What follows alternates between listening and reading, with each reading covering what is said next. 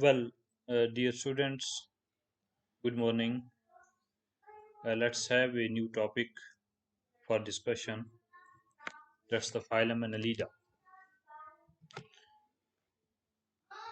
Its general characteristic features. The Annelida term was coined by Lamarck from a Latin word annulus means little string and eidos means form. Because when you look at the animals of the Annelida, they are having string-like appearance morphologically, and they are commonly called the segmented worms. So why the segmented worms? Because you must remember that the two phylum prior to it, one was the flatworm, platyhelminth, other was the phylum Nematoda, was the roundworm. Both of them were unsegmented, but these are the roundworm with segments. So they are segmented roundworm, you can say. They are mostly aquatic, but some terrestrial animals do exist. Uh, they have a burrowing or tuberculous nature. This picture is showing a tube-like feature formed by the one of the annelid. This is basically the shape of the annelid, and this annelid you can see it is present within the tube from this end to this end. This is the annelid, and this is the tube formed inside the soil. So that's why it is also called as tuberculous. There are some commensal organisms also and some parasitic as well. Body is triploblastic from annelids onwards. From you can see that the body is triploblastic and its body is bilaterally symmetrical. Elongated, you can see it. It is an elongated body structure and like a worm, so vermiform. No, because it is the first phylum which is showing the segmentation and true segmentation, which is called as metamerically segmented animals. Platyhelminths was having the segments, but they were the false segments. No, the true segments are present first in the annelid, and the segments of annelids are called metamerically segmented. Why? Because these segments can be seen on the body externally. You can see by a transverse grooves are present on the body, and internally also the body is divided by means of septa into a number of divisions. So such type of segmentation externally as well as internally segmentation when appears, it is called metamerically segmented. Each segment or the division is also called as metamere or somite. Organ system grade of organization has reached now in this phylum. From hence onward, as number of phylum we shall study, all will be having the organ system level of organization. Outer covering of body is cuticle, so that is secreted by the epidermis present beneath it. So the epidermal layer is present on the body which secretes the cuticle outside. Cuticle is protective in nature. Body wall is contractile. That means it can contact its body. Consists of an outer epidermis and inner circular and longitudinal muscles. So this is the composition of body wall: epidermis and the two layers of muscles, inner circular and longitudinal muscles. No appendages, you can see they are present on the body, but these appendages are unsegmented or unjointed. Now, when we shall study the next phylum, phylum Arthropoda, you will see that Arthropoda have characteristic features of appendages which are jointed. But here you can see, before it, no phylum was having the appendage on the body. But here the appendages have appeared, but they are unjointed. They don't have segments. And the appendages are called as parapodia. You must remember that these parapodia are not meant for locomotion. Locomotory organs are segmentally repeated chitinous bristles, also called CT or GT. You can see on the parapodia. This is the parapodia. On the parapodia, this black feature which is shown here over here is a fine thread-like, bristle-like feature which is called CT or GT. These are meant for the locomotions. Uh, these CT or GT may be borne by the body directly or on the pseudopodia as well.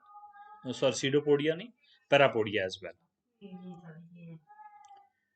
Uh, it is having a true coelom called schizocoelous coelom. I have repeated many a times that the true coelom is the coelom which is formed by the mesoderm. Having, you can see, this is the coelomic cavity having a mesoderm layer all around it, and the coelom is always a cavity between the gut wall. This is the gut wall, and this is the body wall.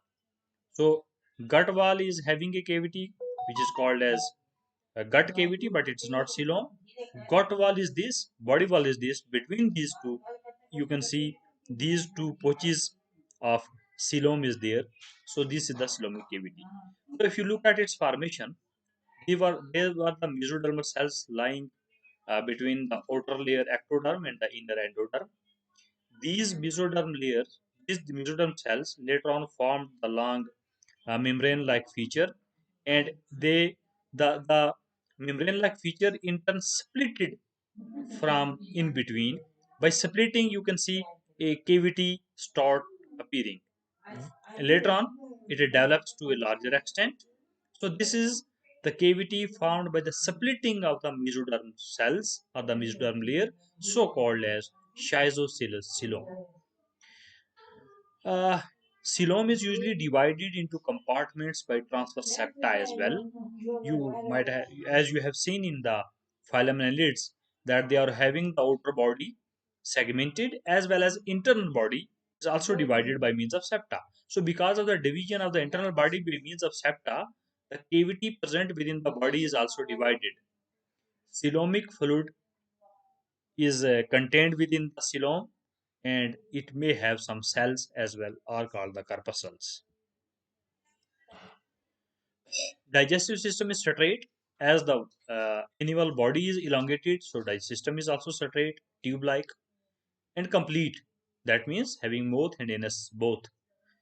Digestion is entirely extracellular. So in the higher forms of animals, you will find that digestion is mostly extracellular. Intracellular digestion is present only in the lower forms, as you have seen in the protozoa and in some poriferates also. They are the first animals to have closed vascular system. Now you can see what is the closed and open circulatory system. Vascular system is also called as circulatory system. If the blood from the heart, after distributing into the body with the help of the blood vessels, comes out and directly meet the tissues, it is called as open circulatory system. And if all the capillaries of the blood vessels are so jointed that the blood coming from the heart is in turn passing through the arteries only, it is not coming outside into the tissues. This is called as closed circulatory system, and this is the first phylum which have the closed vascular system or circulatory system. Its blood is red in color because of the hemoglobin pigment present in it, as well as erythroquinone is also dissolved in the plasma. Both these are the pigments. Respiration by moist skin or gills of parapodia or head. So, gills as well as parapodia bear some, and the head also, and the moist skin. All these helps in the respiration, that is exchange of gases from outside to the body and body to the outside as well.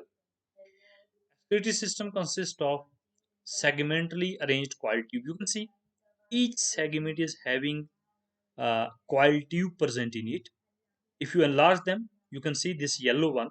This is the coil tube. Around it, blood vessels are present. So the material excretory material brought by the blood close to the capillary, close to this tube, yellow tube, uh, diffuse from the blood capillaries to the tubes, and then this tube leads to the outside with the help of a nephridiophore. So this is the nephridia. So excretory system is formed of the nephridia, which communicate outside with the help of the nephridiopore. As far as the nervous system is concerned, you have a pair of cerebral ganglia called the brain, then the double ventral nerve cord. The nerve cord that is running on the ventral side of the body is double, and it bears ganglia on each segment. You can see every segment is having in turn a ganglia, and from these ganglia, the lateral nerves are coming out. So this is the the nervous system present in it. Sense organs includes tactile organs, taste buds, statocyst we have already discussed in previous phyla, a balancing organ. Photoreceptor cells or eye may also be present. Usually they are hermaphrodite or called monoecious, that means both the sexes are present within the same individual. Rarely you may find that they are dioecious or unisexual. Uh, if they are dioecious, then the development is direct, having no larva, and if they are uh, if they are monoecious, the indirect development with the help of swimming trochophore larva is present.